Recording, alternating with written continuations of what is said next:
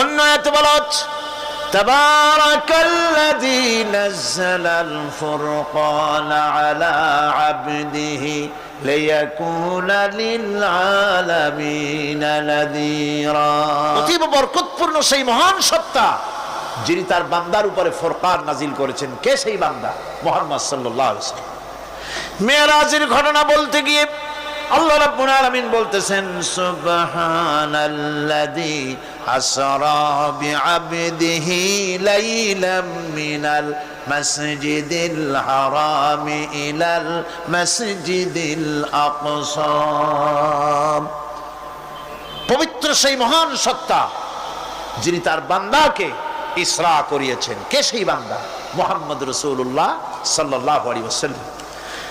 সুতরাং গোলামি এটা হচ্ছে মানুষের জীবনের সবচেয়ে বড় মর্যাদাকর খেতাব, আল্লাহর পক্ষ থেকে আল্লাহর বান্দা হওয়া।